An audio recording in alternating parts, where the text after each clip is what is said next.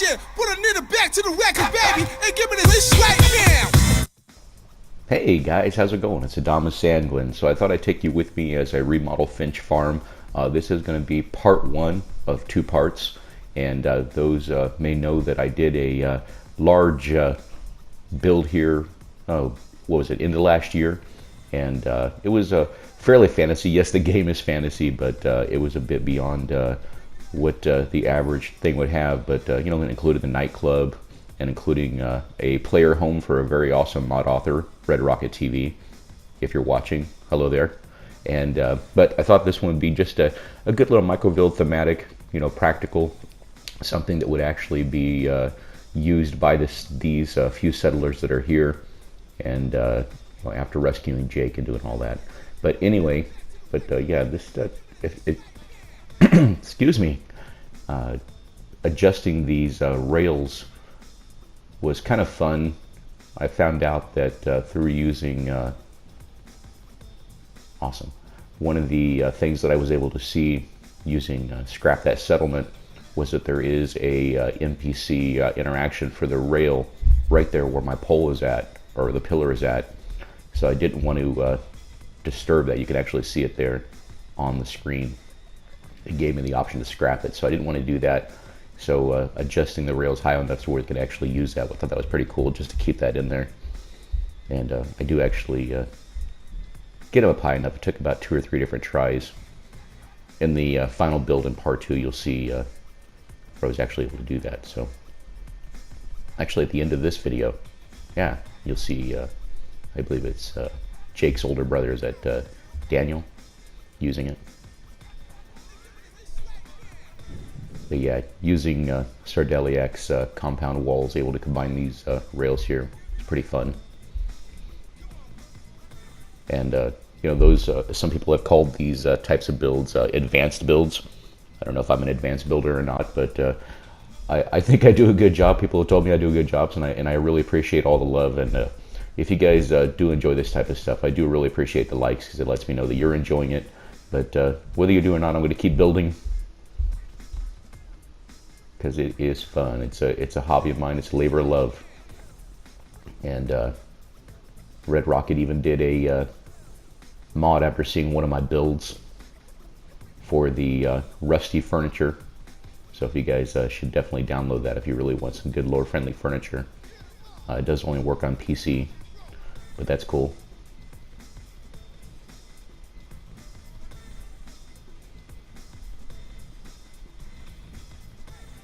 Nice.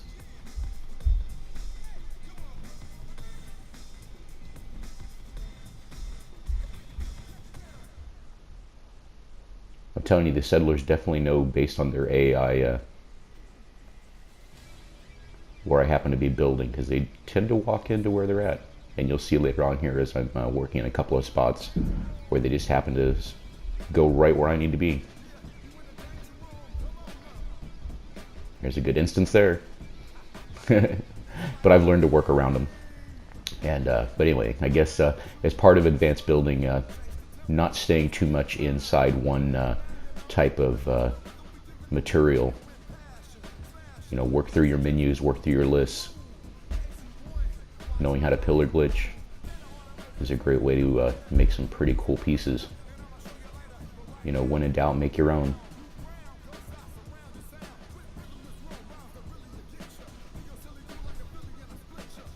Nice. Looking good, looking good. All right.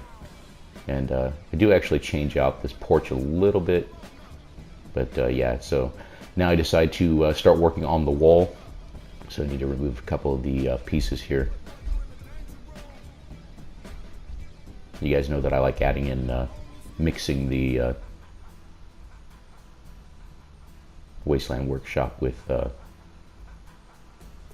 standard wood pieces is always fun.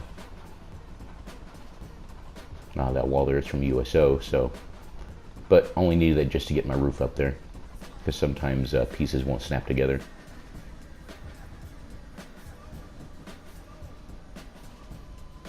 Where's that piece at? There we go. All right. And whether you guys use mods or not, I don't know. But, you know, I only use the mods they give me the extra building materials, so it's not like I'm using anything like, place anywhere. As you can see, I love the pillar glitch. Thank the people like No Respawns and Sardeliac for getting people into that. But I've gotten fairly proficient with it and doing different things with it. But there are some things you can and can't do with it.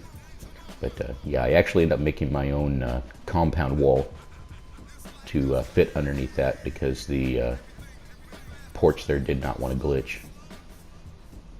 So I got to get that out of there. I thought it was in my way, but it wasn't. So we'll put it back.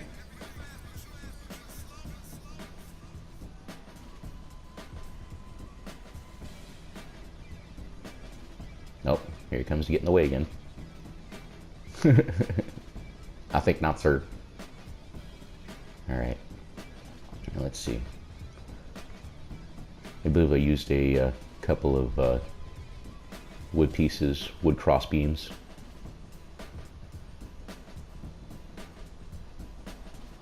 Let's see. There they are. Yeah, the quarter walls there. I wanted to look different, but yeah, like I said, don't spend too much time inside in one particular building material. Settlement objects. These compound walls are actually easy to use if you use the pillar glitch. But you do want to size it up right to make it look at least like the settlers did a little bit of effort. Of course, you could also say the settlers aren't the ones actually building it. It's just me building it so I can do it however I want. But, I still want it to fit in, make it look as friendly as possible. A little lower friendly. School Zone did a fantastic video on what is lore friendly and the history of where it came from, which I thought was pretty cool. So like I said, whether you use mods or not, I think it's always up to the person that's doing it. But again, I only like using them for the building materials. I don't have any fantastic playset settlement. I do have some cool weapons thanks to the Creation Club and those types of people, but or those types of mods rather. But I just want as much furniture and pieces as I could. I did have vanilla assets extended, but the pieces just didn't really do anything for what the types of builds that I do, the style. Let's see. This piece that I'm going to use here is just to get a reference of how that doorway is going to look. I thought about keeping it, but I do actually get rid of this later. Came up with actually a really good texture after I replaced this wall out of there. It's kind of fun sometimes, But, as anybody that'll tell you that's been building for a long time, don't get too comfortable with the stuff that you build and always be willing to scrap the pieces. Build it, take it down, build it, take it down. That's one of the biggest things about making a really cool build. Don't get too comfortable. Because if you do, you'll leave it in and, blah, blah, blah.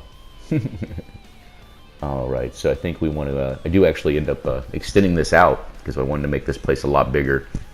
Well, not a lot bigger, but, still fit inside the footprint toward the, or when I do actual part 2 of this. It was starting to get to the point where I couldn't add any more. So even though this is a very small footprint build, I put a lot of detail into it. So it was starting to bug out the game, and that's one of the things I think I figured out, in my build that I did in Sanctuary with the floating radix and there's been a few videos that I've done where I just have some random object floating in the middle. Oh yeah, in the 100 Years Boar video, I had some floating glasses and bottles that just tend to go out in the middle of nowhere. I think that's when you just add too much stuff in. Oh, so this I'm going to show you in real time, thanks to TrueFlop Prater, showing how to build these steps. So I'm doing this in real time just to show you how actually easy these spiral steps are to put in. Or not spiral steps, curved steps are easy. Because he did a great demonstration on his channel.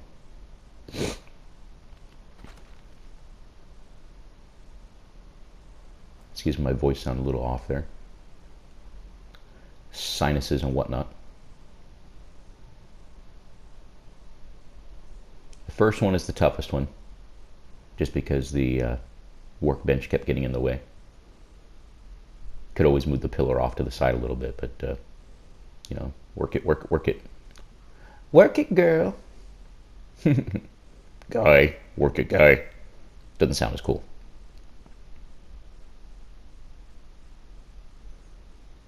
And once you get it there, yeah, nudge, nudge, nudge. Come on now, get in there. Boop. Okay. So like I said, once you get the first one in, it's pretty easy. Boom. All right, let's get to number 2. I did have to make a couple edits there just because I kept pausing, get distracted with real life stuff there.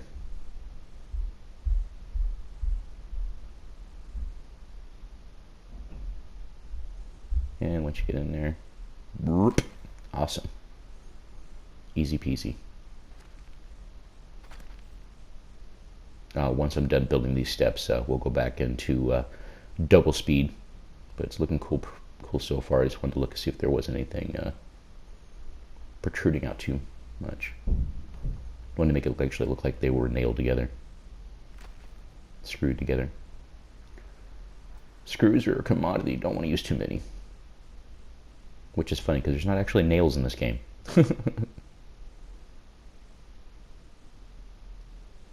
And drop it in, line it up. There you go. Just like that. Boop, boop.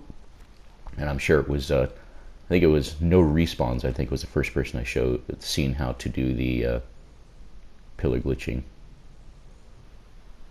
Alright, so basically got that in there. And time to work on that wall.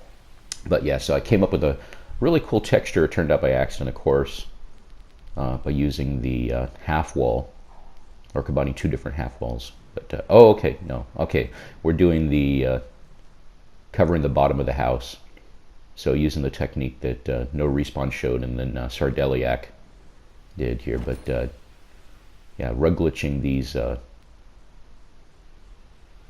I do try to use that. I was going to cover up the corner, but it doesn't glitch that type of wall. There's a couple different ones. They look very similar, and I get them mixed up a lot.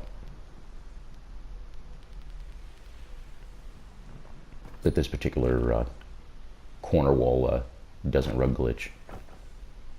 Or if it does, I wasn't getting it in the right spot, so I ended up scrapping that, getting rid of it.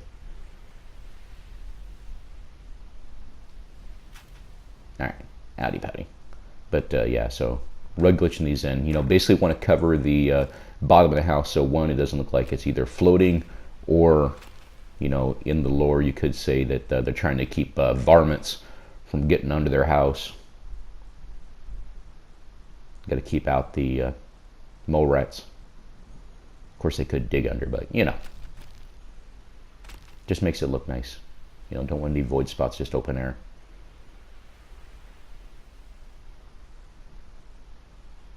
It looks really nice after I get it in there. But you do want to pull it out just a little bit. Also gets that nice texture. Nice. Sweet. Nothing poking through. Good stuff. No clipping. And get my rug out. Where's my rug? Hello, rug. There you are. Okay. And then snap the wall. Yeah, I always want to double click on that wall there just to make sure that it doesn't pop out later.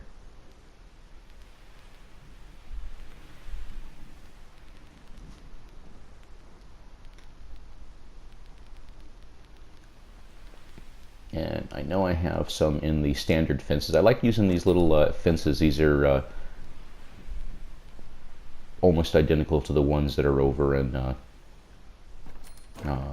what's the in the manor over there on the other side of the island. But anyway, Croup Manor. It's similar to the fence outside Croup Manor. Different color though.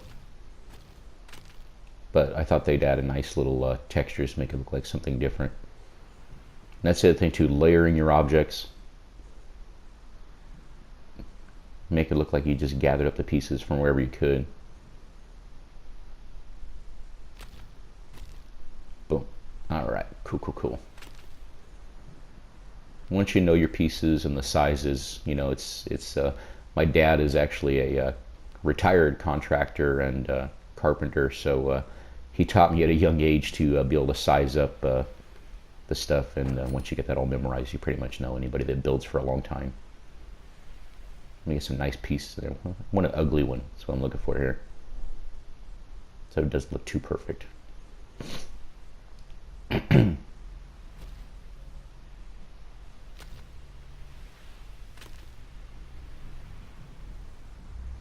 Yeah, so I was going to make this a one video, but it would have ended up being almost 50, I think it was like just over 48 minutes long, so I trimmed it out for you and turned it into 2 parts.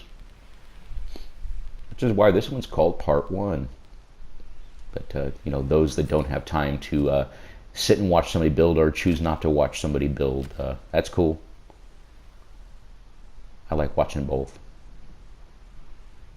Always fun to learn. You either learn to live or live to learn.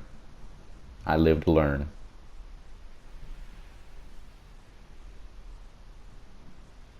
Yeah, wanted to make that a little bit, give it a nice texture, or you know, layer those gates in there. So I found that I like using these, just throwing them in wherever I can. If you guys saw my coastal cottage one, I actually put these up on the walkway, just because I just want to find a use for them. If I find something, even if it's just ugly, I want to find a use for it.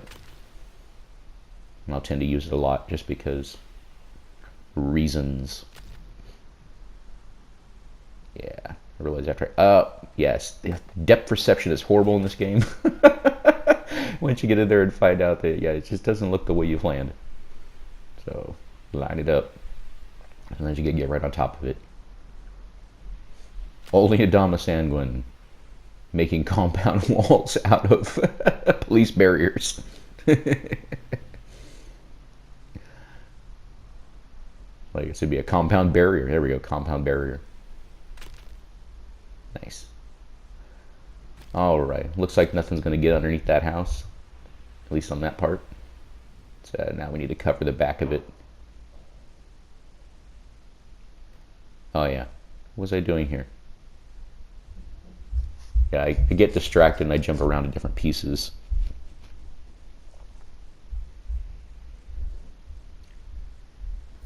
Oh, I know this is actually where I decide to put in that half wall. That's right. Get out of the way. Excuse me, Daniel. Yeah. All right. Sorry, edit that out for you guys because I got distracted, but was trying to make the ceiling, cover the ceiling with the, keep the rain out. I love these half walls just because they don't snap. You can kind of move them where they want. All right, so here's where I actually discover the cool texture with the 2 walls together, and they actually snap together very nicely. Look at that. The only reason I had issue just because the pillar was sitting too low.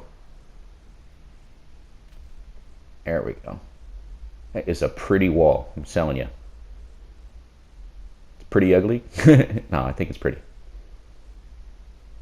All right, not pretty. Whatever the word is, looks nice. There we go.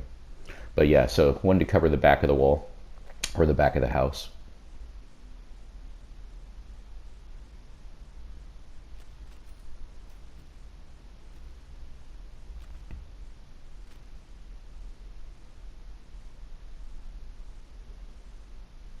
This was actually easy. I was so excited to see how this is actually, of course, the farm walls. Boom. I was surprised on how easy that went in there. It's like, oh great, now I got to figure out what else I want to put on here. But knowing your pieces definitely makes a difference. So yeah, oh yeah, we got to cover the back of the, or the side of the house. Now this is the side that, of course, as you can see, the satellite dishes off there in the distance. So this would be the side that's facing the forge.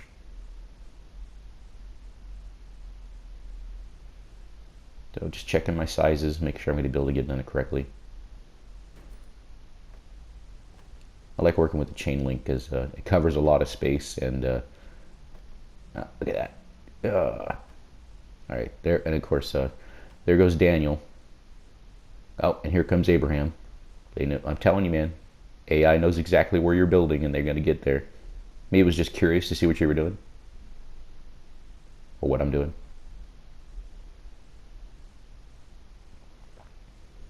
And didn't like the corner there had an open spot, so I think I just ended up putting some bricks in here. The funny thing is these bricks can only be stacked 3 high, no matter where you try to get it from. I thought maybe it was just too close to the house, but nope, because I'll even pull this back out and try to stack it again, but it do not work. Weird game physics and whatnot. Boom, boom. Look at that. Can't even stack a 4th one. So anyway, so we'll pillar glitch this in here in a second. But I'm going to put in a 4th one here using the good old magic pillar.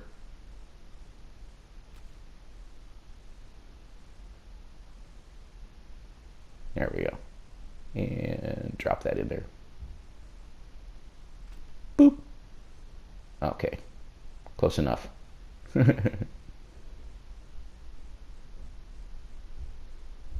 I hope you guys can find this video beneficial on how to make a really nice lore-friendly house.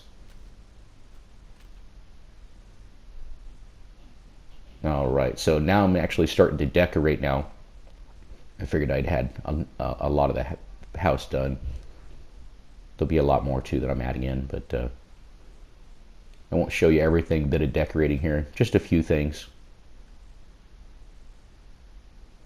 But I came up with this cool table. I think that tabletop there is from USO's Automatron piece. But I think I've been wanting to use it as a tabletop for a while. I used it in one other build, and I never got a chance to show it on screen. I was kind of sad about that, but that's okay. It wasn't too special, but kind of cool at the same time. You know, making my own furniture, that's kind of fun too. One of these times I want to make my own sofa. I think that would be cool. I know there's actually some people that have already done it. But yeah, setting that down flat, then I could throw the rug on top of there. I figured it'd be nice, you know, add a little texture to the tabletop, make it look a little bit different. Which is the only reason that I used a clean rug, just because I figured people would be eating off of it. And pillar glitch that in. And line it up. Drop it down a little bit just to check my alignment. And back up. Back up. Boom. Awesome. There we go. And you can group select it, which I thought was pretty cool too.